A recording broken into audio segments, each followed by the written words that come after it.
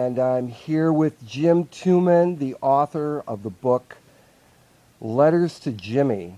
What is this book?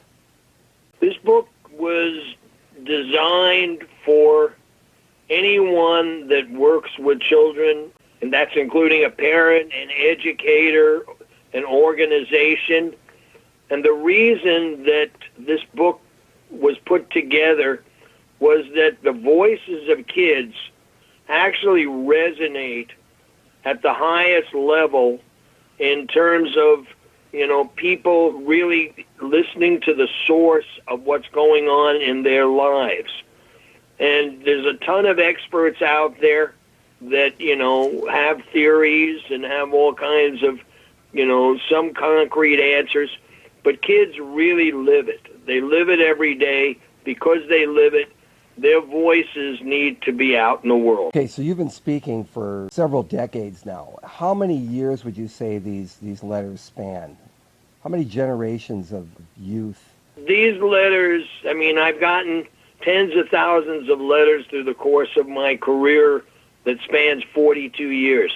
And these letters extend all the way back probably, 35 years ago, maybe more. They're handpicked, and these letters are designed in different topics to give, the people I just mentioned, educators and parents, an opportunity to, on that topic, if they're dealing with it, for instance, bullying or peer pressure or parenting, on some of those topics, they give it, educators a chance to see, and make better decisions for kids.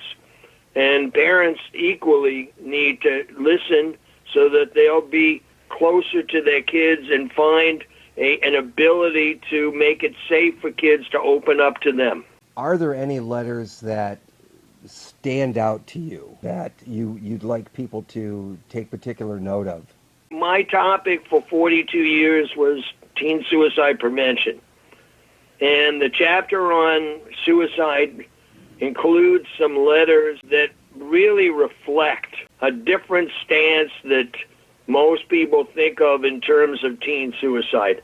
One particular letter where a young girl said, "I didn't realize the difference between death and disappearance. I wanted the pain to go away. I didn't really want to die." That is an absolute truth that I believe that kids are thinking. So kids don't really want to take their lives. They don't know any other way. There seems to be a gap in communication between kids and parents these days, and that's been going on as well for generations. How can adults use these letters to create a better bond with the kids that are in their lives? These letters are designed for adults and kids themselves to be more open and real and vulnerable. What it gives is permission for adults to be open and real and vulnerable in being able to work with their kids so that their kids feel a sense of safety. So it's not just the adult as the disciplinarian, it's the adult that is working at their level and understands what they're going through because they had that in the course of their lives. Now, some of the kids talk about how their school has opened up as a result of your presenting at their school. Can you talk about that a little bit? What do they mean by opening up? One of the signature pieces of my work is that I create a safe space for kids to come to the mic for hours and hours and hours, talk about their deepest pain, and then to have kids, kind of look at that pain in a mirror that they're dealing with and run up after a kid has shared and hug them, cry with them, hold them. It's a really powerful moment in a school and for the kids and for anybody that's witnessing this, the adults as well.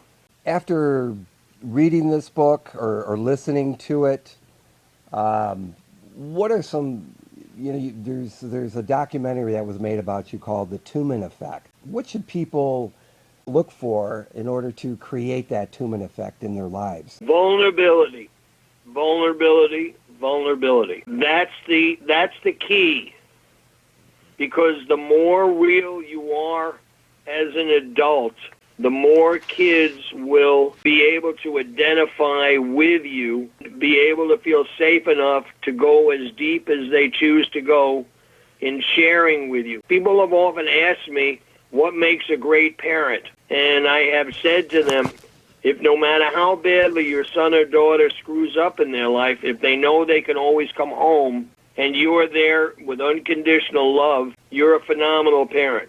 Where did you get your inspiration for the topics that you would speak about in your presentations? I grew up in a lonely family. Love was based on performance for me. There was no feeling of unconditional love. I'm a product of 3 suicide attempts in my head. I'm thrilled that I didn't enact it. What happened during my childhood was, a deep sense of loneliness and abandonment. You took that and you used it as a platform to create hope for people. Is that right?